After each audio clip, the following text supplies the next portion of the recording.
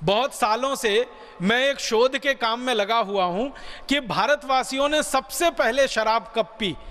तो अब तक मुझे जो प्रमाण मिले हैं वो प्रमाण कहते हैं कि 1760 के पहले तक किसी भी भारतवासी ने कभी भी शराब नहीं पी। पहली बार इस देश में 1760 में शराब पी गई और वो कलकत्ता में पी गई, और वहाँ पर एक अंग्रेजी शराब की दुकान पर पहली बार शराब बिकी और भारतवासियों ने पी, और उस शराब की दुकान को स्थापित कराया रॉबर्ट क्लाइव नाम के एक अंग्रेज ने। और उसने जब कंपनी का राज चलता था इस देश में, ईस्ट इंडिया कंपनी का, तो कानून बनवाया, कानून से लाइसेंस दिया गया और उस लाइसेंस के आधार पर कलकत्ते में पहली शराब की दुकान खुली 1760 में, और उस शराब की दुकान पर आकर भारतवासियों ने शराब पीना शुरू किया। रॉबर्ट क्लाइव के समय में जब यह शराब की दुकान खुली और जिस अंग्रेज अधिकारी की पहली नियुक्ति इस दुकान पर हुई, उस अंग्रेज अधिकारी को एक बार लंदन की संसद में बुलाया गया था बयान देने के लिए। तो वो अंग्रेज अधिकारी जब लंदन गया संसद में बयान देने के लिए, तो उससे पूछा गया कि बताओ तुम्हारे शराब का धंधा कैसा चल रहा है। तो उसने कहा बहुत अच्छा चल रहा है। तो अंग्रेज संसदीय समिति के सदस्यों ने कहा ये तुम क्या बोल रहे हो, भारत में शराब का धंधा अच्छा चल रहा है। उसने कहा हाँ बहुत अच्छा चल रहा है। तुम्हारे पहले कैसा चलता था? उसने कहा मेरी शराब की दुकान खुलने के पहले तो कोई शराब पीता ही नहीं था। मैं तो पहला आदमी हूं जिसने कलकत्ता के लोगों को शराब पीना सिखाया। तो तुम्हारी दुकान पर लोग आते हैं? हाँ आते हैं, भीड़ की भीड़ आ रही है। तो तुमने क्या किया उनको अपनी दुकान पर बुलाने के लिए, आकर्षित करने के लिए? तो उसने एक बात कही संसदीय समिति के सामने, जो अंग्रेजों की संसद के रिकॉर्ड्स में दर्ज है। वो कहता है कि मैंने सबसे पहले मुफ्त में शराब पिलाई भारतवासियों को। उसने कहा कि मैंने एक बोर्ड लगा दिया शराब की दुकान के बाहर और उस पर लिख दिया, और उसको बांग्ला भाषा में लिखा, पहले अंग्रेजी में फिर बांग्ला में, और उस पर यह लिखा कि यहाँ मुफ्त में शराब मिलती है, आइए पीजिए, आनंद लीजिए। ऐसा करके बोर्ड पे लिख दिया। तो एक आया, उसने चखा, फिर दूसरे दिन वो 2 को और लेके आया, फिर तीसरे दिन 3 को लेके आया। तो कहने लगे अब तो मेरे पास ऐसे ग्राहकों की संख्या हो गई है कि जिनको पहले मैंने मुफ्त में शराब चखाई थी, अब वो घर से पैसे चुरा कर लाते हैं और मेरी शराब पीकर वहां से जाते हैं। तो अंग्रेजी संसदीय समिति बड़ी खुश हो गई। उसने कहा तुमको तो पुरस्कार मिलना चाहिए। तो वो कहता मुझे अगर पुरस्कार देना है तो एक लाइसेंस और दे दो, दूसरी दुकान में वहीं खोलना चाहता हूं शराब की। तो दूसरी दुकान खुल गई, फिर तीसरी खुल गई, फिर चौथी खुल गई।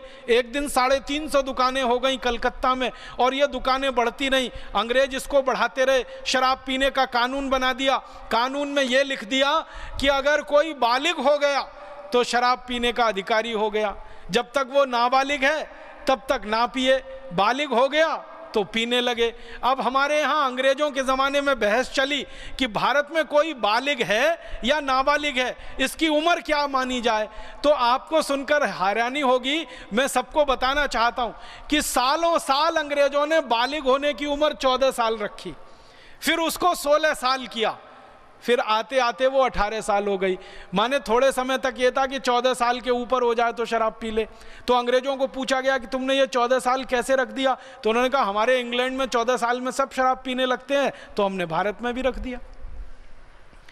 आप जानते हैं इंग्लैंड में 12-14 साल के बच्चे शराब पीने लगते हैं, क्योंकि उनके माता पिता पीते हैं, देख देख के वो भी पीने लगते हैं। यूरोप में भी 12-14 साल में शराब पीने लगते हैं। तो चूंकि यूरोप और इंग्लैंड में 12-14 साल में शराब पीने लगते, तो भारत में भी वही उम्र उन्होंने रख दी। फिर थोड़े दिन बहस होकर 16 साल किया, फिर उसको 18 साल कर दिया। अब भारत सरकार को क्या करना चाहिए था?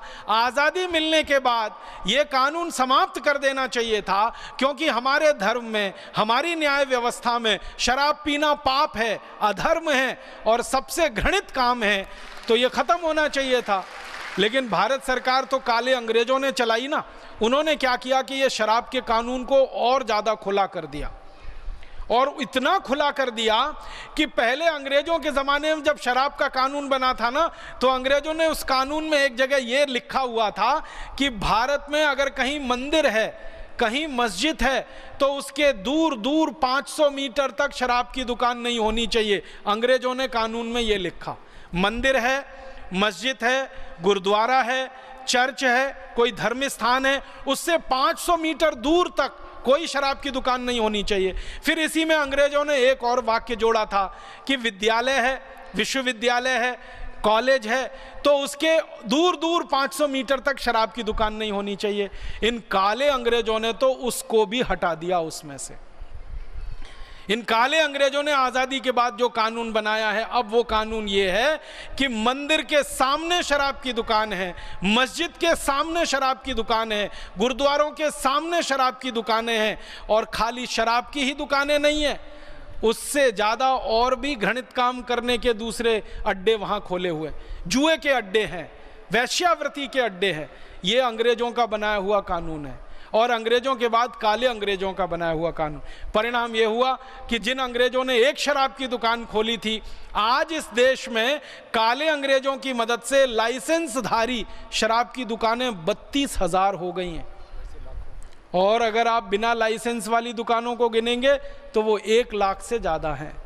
गांव गांव शराब की दुकान खुल रही है।